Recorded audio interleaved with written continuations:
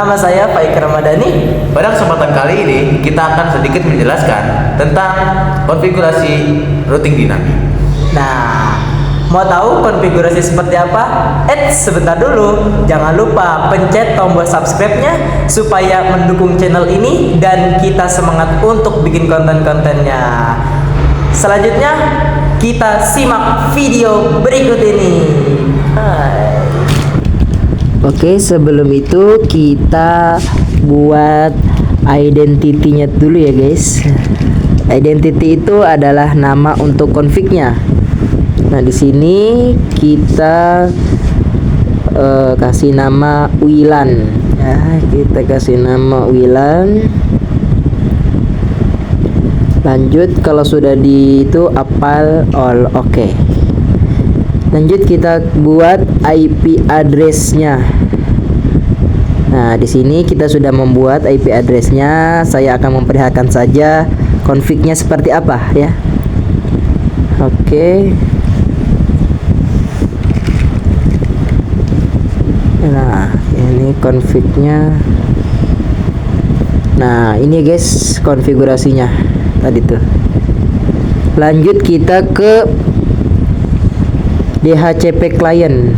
Nah, di DHCP client ini kita buat pencet plus. Nah, ini juga saya sudah buat config-nya. Saya akan memperlihatkan saja ya. Ini kita pencet oke saja. Nah,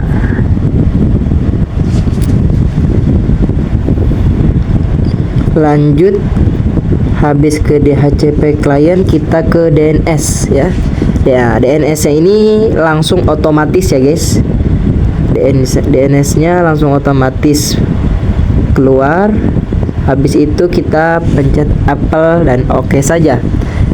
Habis kita ke DNS, kita ke firewall. Kita pilih menu NAT. Pencet plus ya, tanda plus yang di kiri ini. Nah, pencet, kita pilih out interface. Nah, ini konfigurasinya guys. Kita pilih out interface dan actionnya itu kita pilih masquerade. Kalau sudah kita apply, kita oke.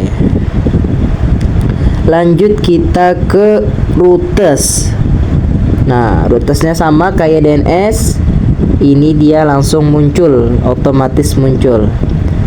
Selesai itu kita ke DHCP server. Nah, di DHCP server ini kita ke DHCP up, ethernya ether 4 ya. Tuh, seperti ini ya guys konfigurasinya. Jangan lupa interface itu ether 4. Lanjut kita ke pencet routing, ke menu OSPF. Nah, di OSPF ini kita pertama kita pilih interface, lalu kita pilih plus. Nah, ini setelah plus itu muncul seperti ini guys ya. Oke.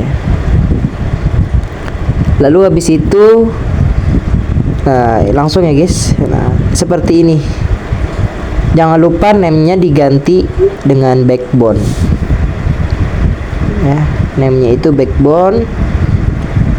Nah, di areas itu nama name-nya itu backbones. Lanjut ke interface template. Nah, di sini kita bikin ethernya tuh 3, yaitu ether 1, ether 3 dan ether 4. Nah, jangan lupa areanya itu juga backbone ya. Areanya backbone.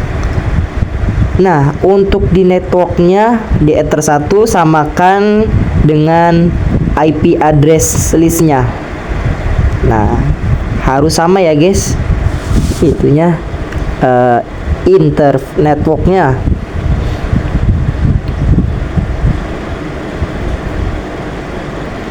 Nah, lalu habis itu kita ke ether 3. Nah, ether 3 itu networknya sama dengan IP address di ether 4 ya. samakan saja IP address di Ether 4. Jadi Ether 3 sama Ether 4 itu networknya sama ya. Networknya sama. Oke. Seperti ini ya tampilannya. Tuh. Jadi selaras ya, guys. Oke.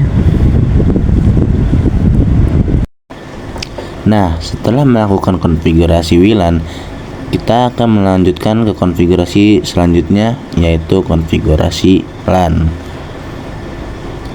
Awal-awal kita masuk ke menu sistem, lalu ke identity, dan ganti namanya menjadi LAN.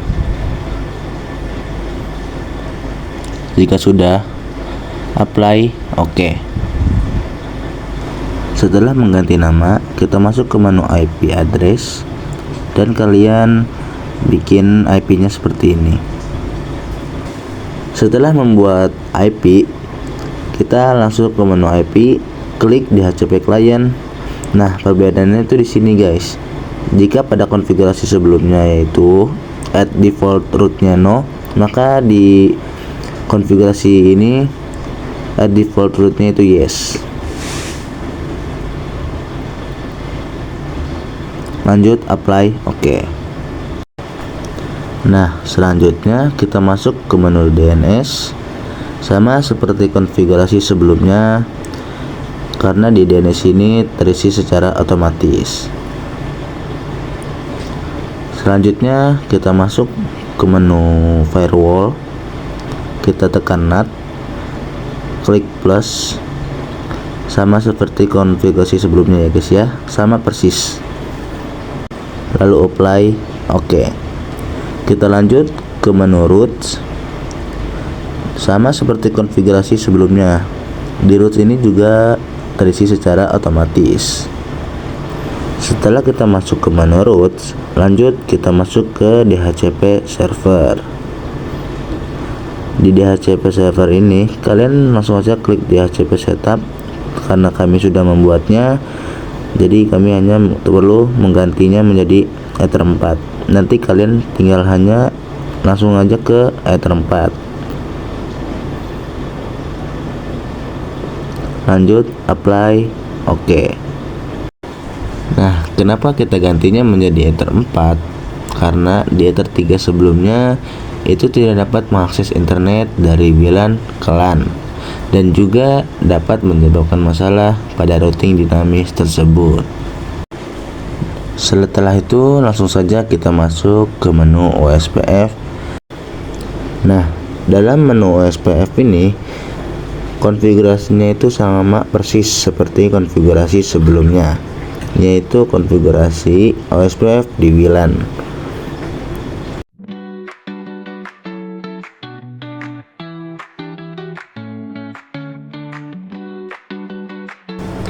Nah, berikut ini adalah tata letak sambungan kabel dari switch ke router. Jangan sampai salah ya, guys.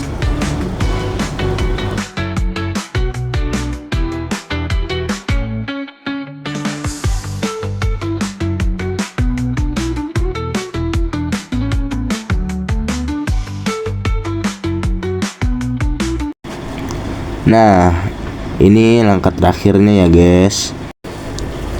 Nah, di posisi sebelah kiri itu adalah settingan konfigurasi LAN, dan di posisi sebelah kanan itu adalah settingan konfigurasi WLAN.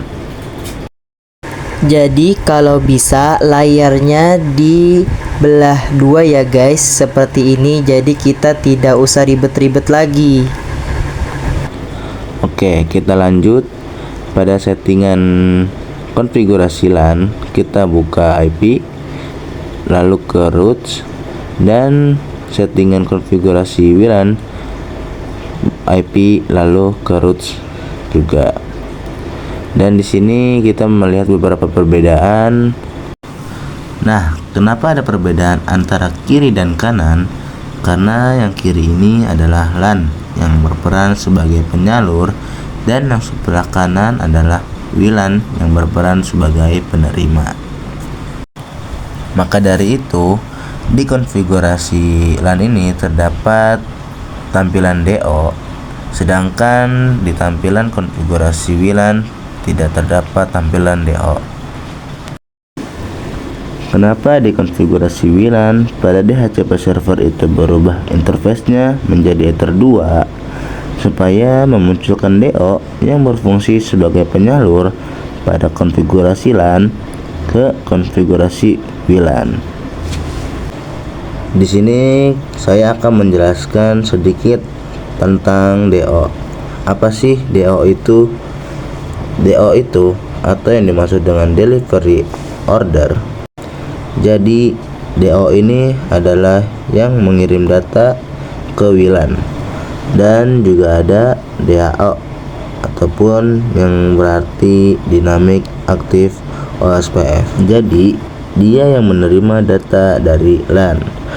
Ada pula DAD yang berarti Duplicate Address Delete Detection, atau bisa kita sebut routing statusnya. Dan saatnya sekarang kita tes ping. Lalu muncul tampilan seperti ini.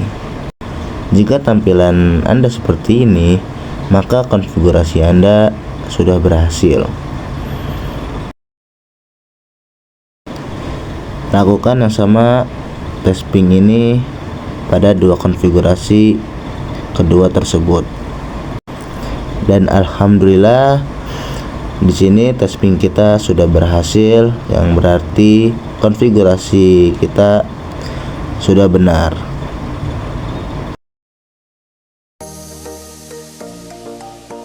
Nah, sekarang router kamu udah nggak buta arah lagi, bro. Udah kayak anak kos nyari warteg, tahu jalan tercepat. Jangan lupa like kalau kamu makin mengerti, komen kalau masih bingung, dan subscribe biar nggak ketinggalan ilmu yang kita bawain. Sampai jumpa di konten selanjutnya bareng kami berdua yang ngajarin segala jenis jaringan tapi tetap santuy. Terima kasih, see you the next time.